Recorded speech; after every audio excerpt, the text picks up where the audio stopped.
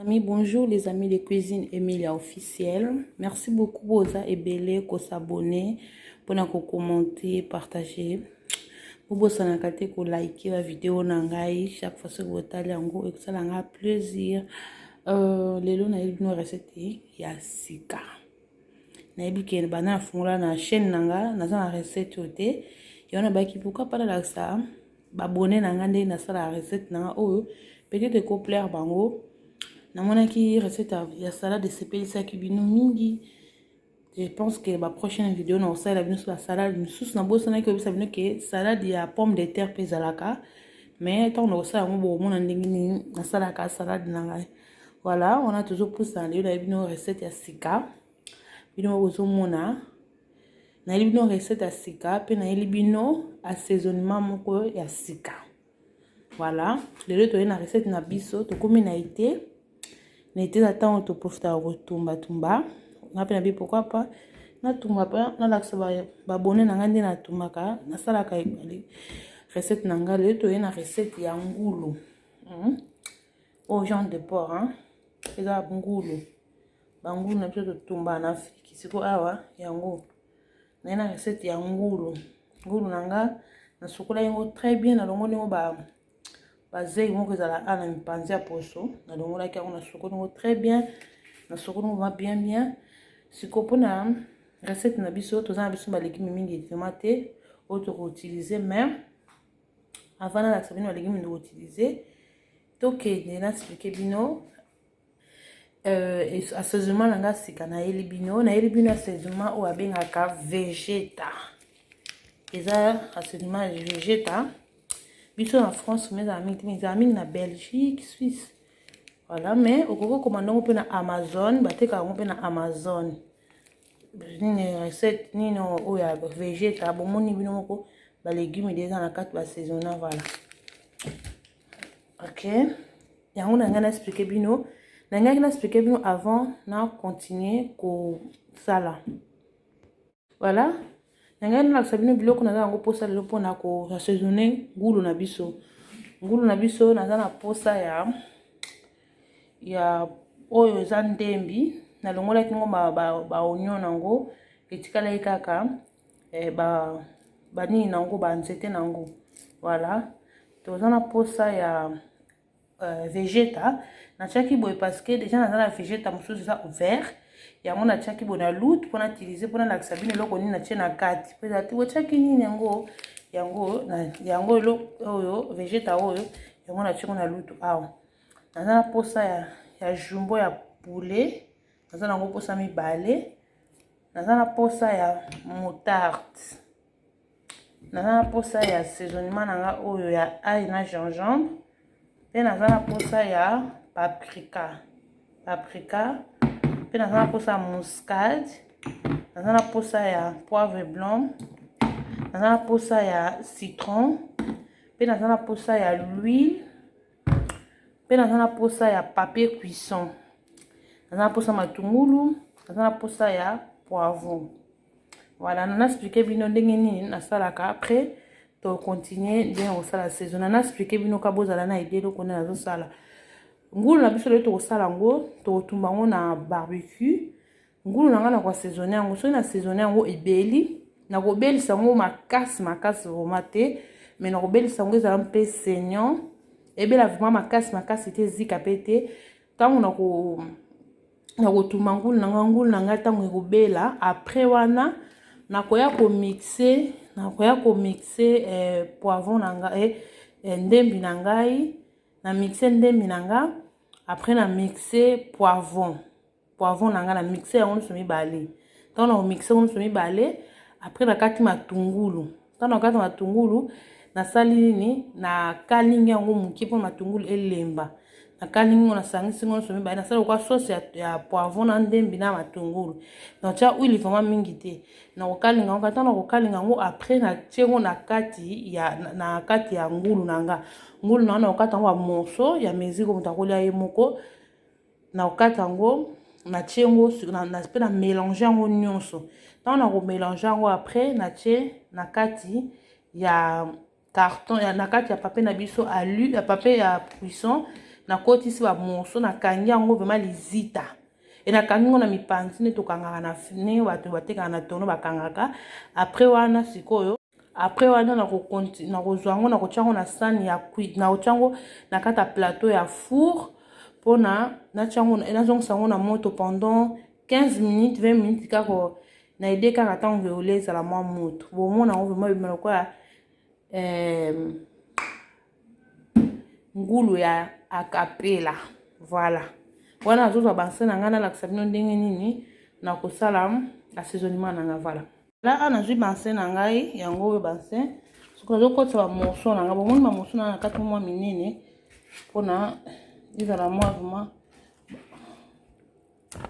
ngulu za goût soko la ngo vraiment bien bon moni na bisa bino la système moko ke soko lingwa assaisonner biloko na yo pona olambo tumba mai o foko invitaka mai kosangisa yango na mai te po ngana nazo saisonner ngo toza pokwa na kotumba ngo lobi nazo saisonner ngo me na kotumba ngo lobi soko na lali sungo na mai oyo kopesa solo komona assaisonnement ekota bien te parce que mai oyo makila oyo eko contaminer biloko nyonso ekosala ke biloko eza goûter voilà yango moni banse na ngeza na mai te.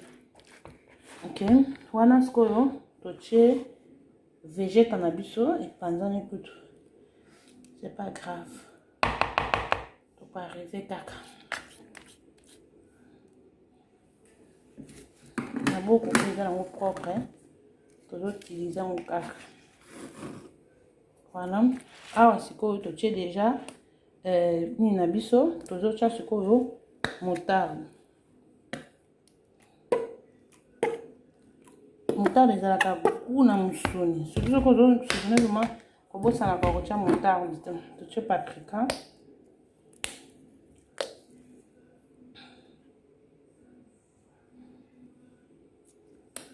voilà na tue muscade soko meki recette oyo kosepela makasi eza goût makasi nga nalinga kolia ngulu mingi nalinga mingi biloko ya kotumba surtout na moi boy na kwanga acheter citron voilà citron c'est le coup d'un moutarde ça la goût makasi après na acheter mafuta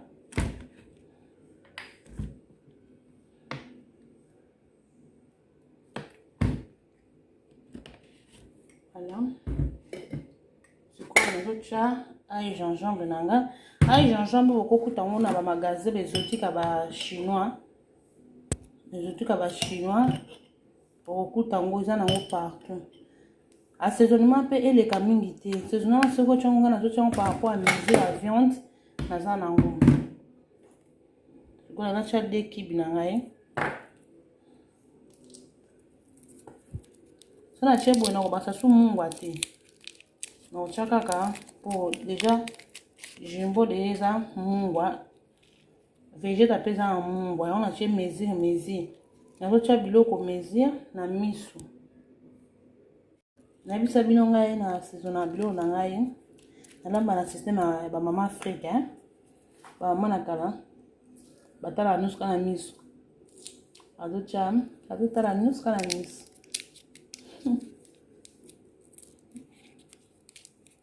Okoche des jambon na biso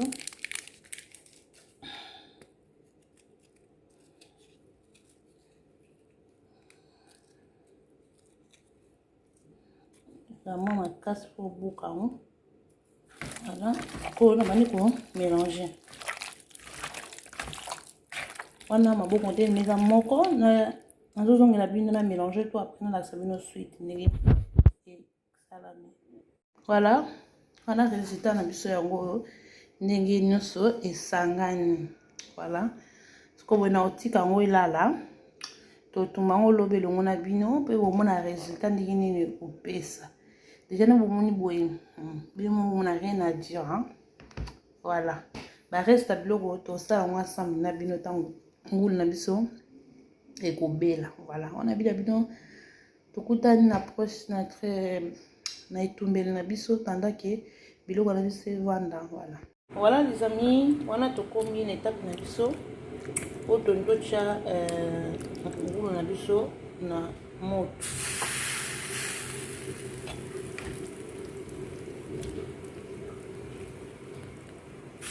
Ngulu na biso na moto. On a robalé au fur et à mesure. Tu es coupé là, voilà. Tout à la prochaine. Tout à la étape moussous dans le robalé. Voilà les amis, au moni awa. Ngulu na biso na coupé là ka. Tu vas te tomber ma casse. Ah, au monde mon bébé, zika te coupé là vraiment bien.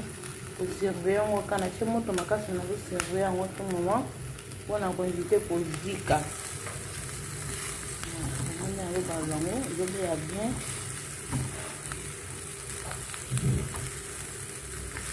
Je zika te. Mon bien mon corps. Voilà, pour tout dans votre tout. Je zika te. Ba morceau na kati. Vous ba morceau mais je ne t'ai pas servir na haut. Et na kati morceau mike za bente. Na kati mo na mesure na sikali bino ki na kati on a mesure au da mesure. A cause pour se servir moko na table. Ma morceau déjà il y a pour tout chez mon doit se servir moko wala. On a tiki bino chouchou. Ça danda ke ngulu na biso belaka.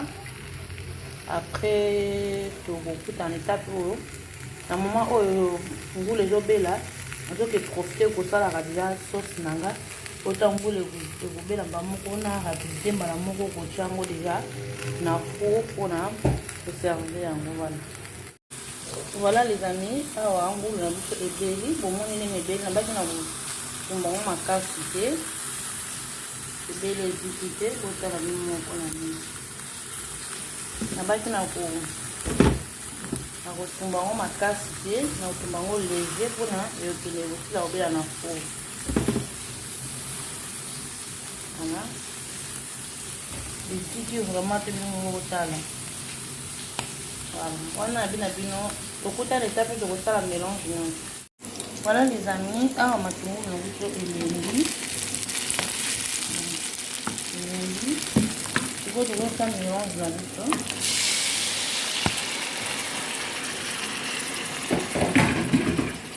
Matungulu nanga eza na mungwa te. Eza na mungwa te parce que na saisonné yango nanu te. Matungulu faut ko saisonner mais na ko saisonner na ko tia kaka jumbo ya poulet moki.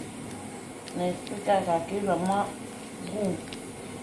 Et peut tango ya matungulu lolia quand même matungulu eza na goût quand même na mungwa. Lolia matungulu ka bongo c'est pas bon. Wana tokuta une étape où tout ça mélange. Amis, bomoni bino moko denge ngulu na biso ebeli ezikite bon tala bino moko. Abaki na kotumba ngo vraiment à point parce que ezala kozika te wana pe sauce na biso matungulu yango ebeli. Awa toza na plaque oyo ezali plaque à four. Oh, eza papier na loise na lakisaki bino lobi papier cuisson yango oyo na tie awa sikoyo wana nazokende kotiaka bamorceau na ngai yango oyo